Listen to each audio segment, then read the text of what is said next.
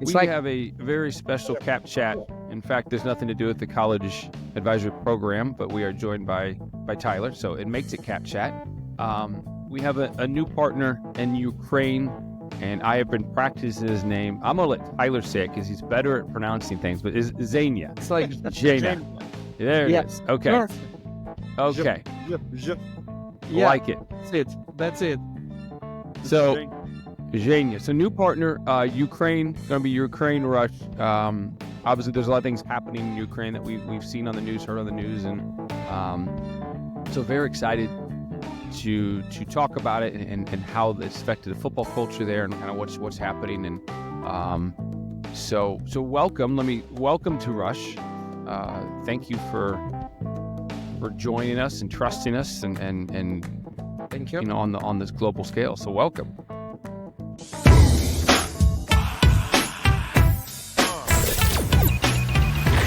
You're listening to Cap Chat, the #1 soccer recruitment podcast in the United States. This is Cap Chat. How has football changed in Ukraine since the war started? Everything changed. So you have to adjust to many things. For instance, you make a practice with kids. I live personally in miles because we use kilometers. Let's say 500 miles from war zone, but missiles, it can be 5 minutes, it can be 30 minutes, depends of type of missiles. And if there is a missile alarms, we should stop. We should bring children to shelter, or you should close your training. So all the time you don't know, will be your practice or won't be your practice. Or sometimes time to time they just try to destroy our power station energy system, and it can be blackouts for some hours, and it's also affect our coaching program. Our coaches are drafted to army, so we're losing coaches. Or some children are going. Ukraine has more than, I believe, 10 million people who left Ukraine. Some 10 millions who are moved within Ukraine from their cities, homes, areas. So that is all also the things that you should to adjust. People can be if missile alarms are through the night, you can sleep normal because you awake, you look on the app. Is it really dangerous, or it's some threat, or it's just they train us, the Russians? So when you awake few times per night, can you imagine what will be your day looking like? Man. So its effects, it's psychologically affects. It's there is all kind of pressure, PTSS, and etc., etc., etc. So yeah, we adjust to this, but I believe the football has some source of release of children, release of pain, release of pressure. So we try to do as much as we can that Russians didn't steal childhood from our children. So we try to do our best for them.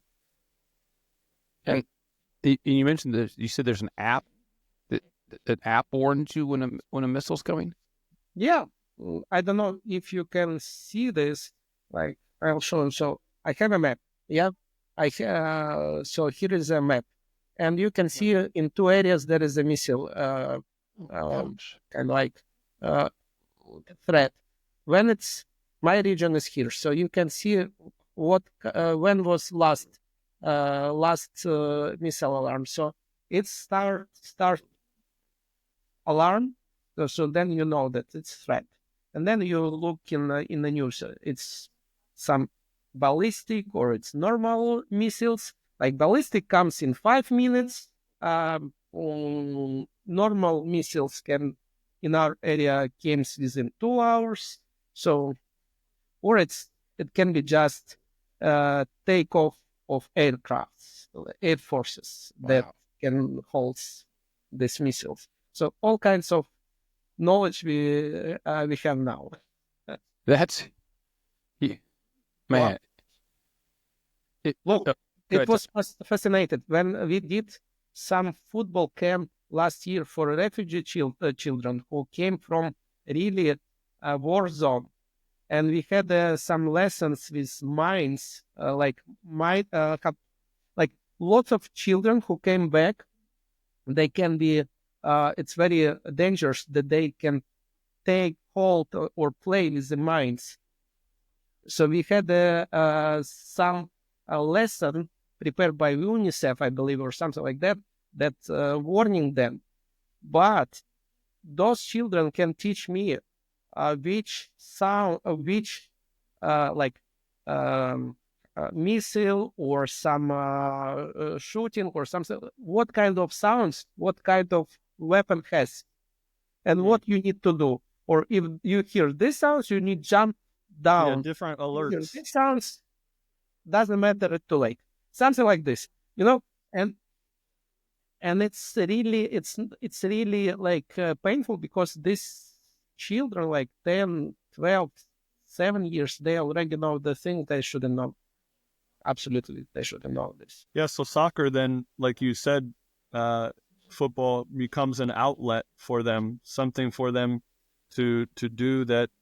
Do you feel like it can normalize their life for a little bit? Exactly.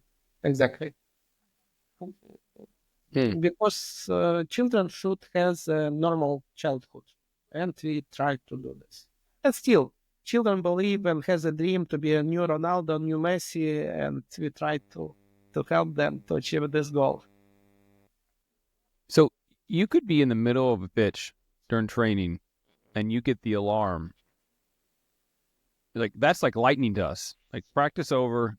Like, but you guys are now going to like, are there shelters everywhere, like near the field, or like where do you? We have some shelters near the field, or like 5 minutes to walk, and we finish. Can you imagine?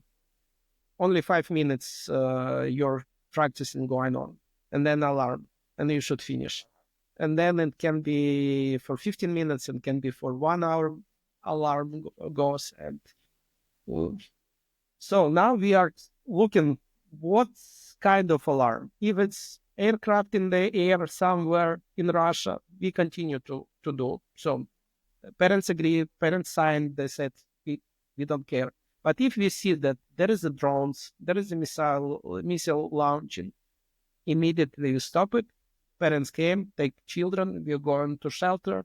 Parents should pick up children, and everything over at that day.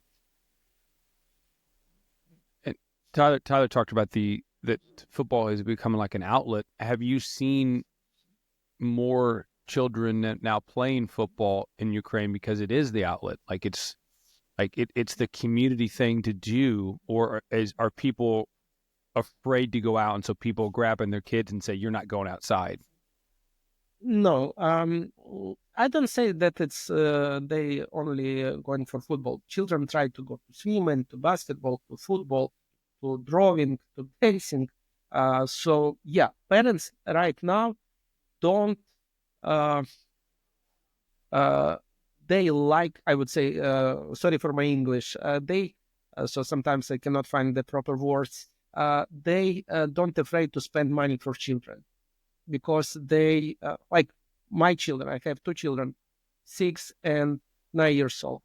And they're going to swim, and they're going to dance school, they're going to other things. So we spend and spend and spend money for them, that because we would like that they live as much normal life as they can, or they should.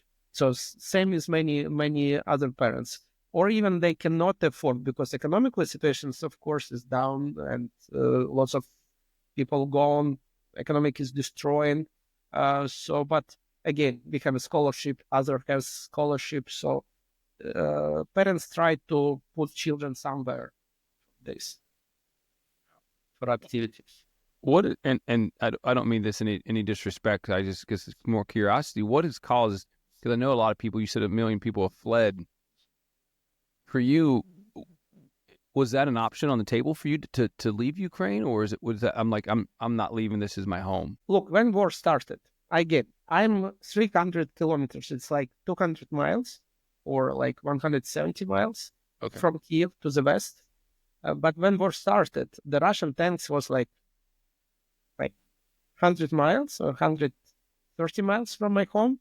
And also we have like 50 miles from Belarusian border. Yeah. And there was a big threat that army from there also will be entering. So I sent my wife and children to Czech Republic for 3 months because who knows what will be tomorrow. And on the second and third day of war, our government decreased our democratic rights. So men from 18 to 60 cannot leave the country really without permission. Many people try to escape. I also do many volunteering things like bringing some humanitarian aid, medical stuff, some filters, some light system, different stuff. So I have a permission to leave the country. So I'm going out and back and forth. There was some thoughts, should I stay here or should I leave? But I think that this is my home. Of course, if Russian tanks would be like 30 miles, 100 miles close to my city, I would say, I did everything. It's time to go. I more responsible for my family than country. But so far, I try to do my best to support army. We do different fundraise campaign to support army, to support the refugees, to support, like under our football academy, we have a special group of children. We play with them not only football but different sport like dodgeball, like hockey, like hockey in the gym, frisbee, ultimate frisbee, football, other things. It's children who lost fathers at the war. They were soldiers, they killed. In Ukraine right now, like 70,000 children who lost fathers. So can you imagine Wow. what is situation for them and what will be their future, because it's nightmare. So we working with about 20 kids, such kids, and so we try as these coaches, our coaches, we try to do our best to support our nation in the place where we are. Some of our coaches are in army, some of my relatives are in army, and we support them, and yeah. The ultimate college soccer recruitment roadmap. A step-by-step guide to the recruitment process. Strategic recruitment planning. Take every month, every year, a step-by-step guide through the recruitment process. You can purchase the book at rushcollege.com/book.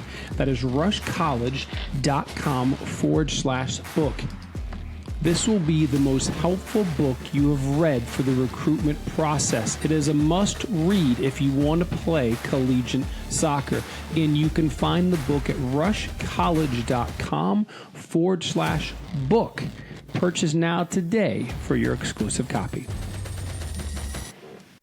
With all your different roadblocks that you're trying to get through, what do you see as like a short-term goal for your soccer club? So for other people, we would like to give them as much professional training, but at the same time to help them to become a good human, good person, has lots of skills that they need in their life for success.